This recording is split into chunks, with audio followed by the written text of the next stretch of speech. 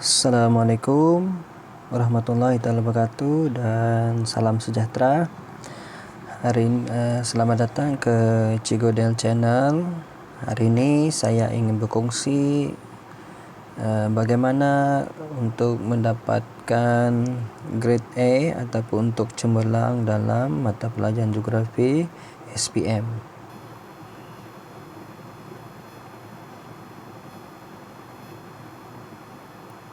Okey, yang pertama, calon-calon kenalah minat geografi. Yang kedua, hormat guru. Kemudian buat nota pendek.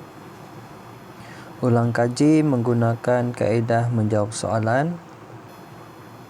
Kemudian melakukan latih tobi secara maraton.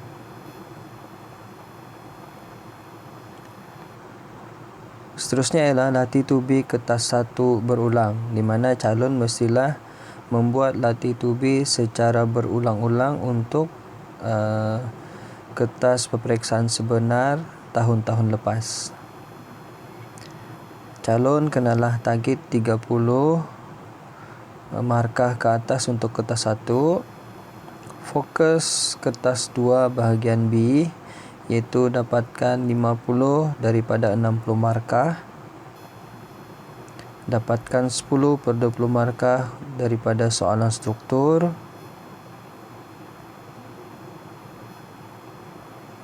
Dapatkan 10/20 markah untuk kajian petang.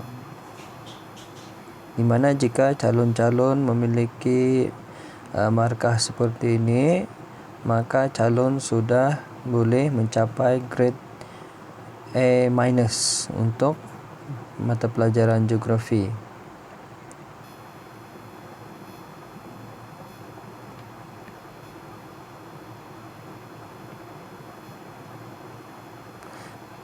Baiklah, bagaimana anda mampu melakukannya? Biasakan diri dengan soalan-soalan SPM tahun-tahun lepas, di mana calon kena selalu melihat, merujuk soalan-soalan SPM geografi tahun-tahun lepas yang juga dijadikan sebagai bahan untuk calon-calon mengulang kaji secara berterusan. Fokus bahagian B kertas 2, iaitu soalan esei, di mana soalan bahagian B kertas 2 ni memperuntukkan 60 markah. Jika calon boleh mencapai 50 lebih markah, maka calon berpeluang untuk mendapatkan grade A- ataupun dapatkan grade A yang paling tinggi, iaitu A+. Baiklah, kita sebagai contoh, kita lihat contoh soalan sebenar SPM Geografi tahun 2017. Soalan struktur, soalan 6. Okey, untuk soalan struktur, soalan 6 tahun 2017, di mana terdapat dua foto yang diberi, iaitu foto 1 Kuala Lumpur tahun 1885 dan foto 2 Kuala Lumpur tahun 2017.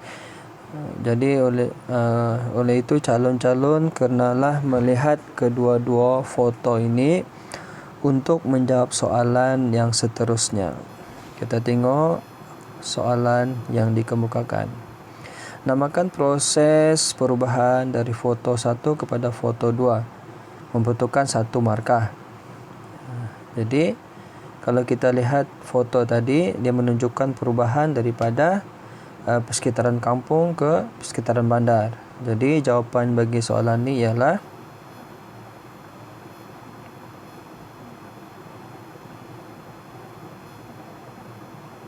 pembandaran ataupun urbanisasi.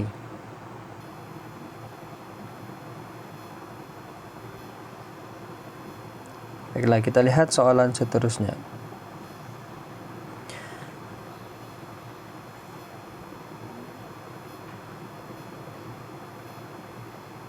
Jelaskan faktor-faktor yang menggalakkan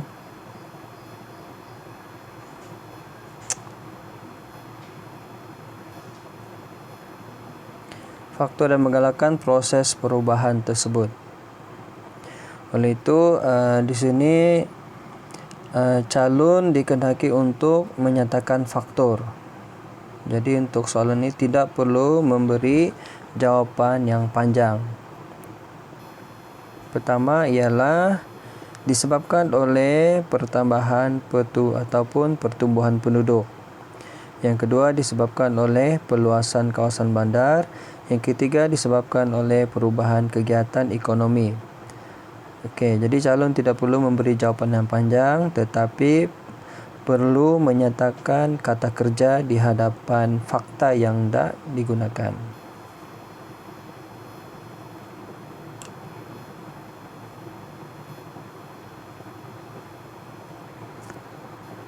Baiklah, seterusnya soalan 6C.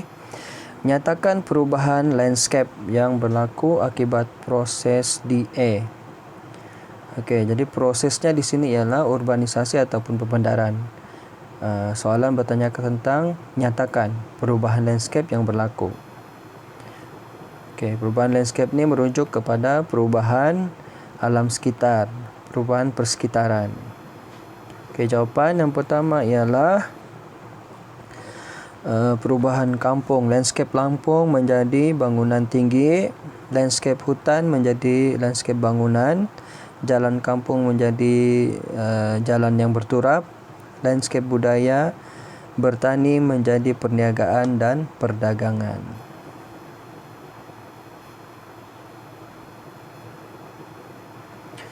Okey, soalan seterusnya 6D. Terangkan kesan proses tersebut terhadap alam sekitar, memperuntukkan 2 markah. Okey, baiklah, di sini calon bolehlah menggunakan jawapan keramat untuk kesan terhadap alam sekitar. Masih ingat jawapan keramat? Okey, kita lihat.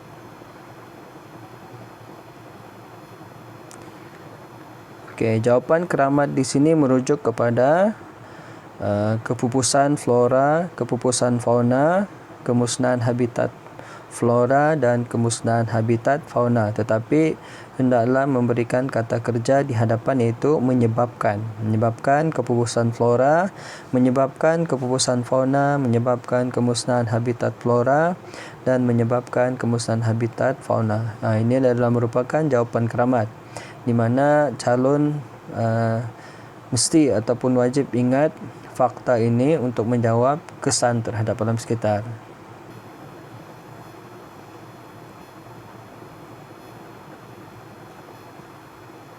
Seterusnya, terangkan kesan proses tersebut terhadap alam sekitar. Ini kalau kita tidak ingat fakta ataupun jawapan keramat, calon-calon bolehlah pakai jawapan seperti berikut. Menyebabkan peningkatan suhu persekitaran, menyebabkan perubahan landscape, menyebabkan hujan asid, menyebabkan pulau haba, menyebabkan pencemaran, menyebabkan banjir kilat, menyebabkan tanah runtuh dan menyebabkan hakisan tanah. Tapi calon janganlah memberi jawapan yang terlampau panjang, terlampau banyak, kerana soalan cuma memperuntukkan 2 markah saja. Nanti takut calon-calon banyak membuang masa untuk jawapan seperti ini. Cukup sekadar memberikan 3 fakta saja. Jika calon menggunakan jawapan keramat, maka calon sudah boleh mendapat 2 markah daripada jawapan keramat tersebut.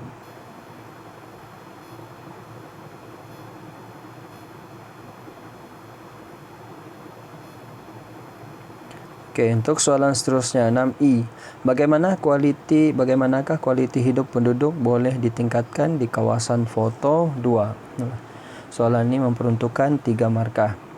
Soalan ini bertanyakan bagaimana ataupun apakah langkah atau apakah usaha yang dilakukan supaya kualiti hidup penduduk dapat ditingkatkan. Okey, baiklah, di sini calon juga boleh menggunakan jawapan keramat, iaitu dengan menyatakan 3 jawapan keramat, iaitu kempen, kuat kuasa undang-undang dan juga pendidikan alam sekitar. Okey, jawapan di sini mengamalkan kitar semula, menggunakan tenaga mesra alam, menanam pokok di kawasan bandar, memasang penapis asap kenderaan, memasang penapis asap kilang, mengitar semula sisa kumbahan, kempen kesedaran, pendidikan alam sekitar, dan kuat kuasa undang-undang alam sekitar.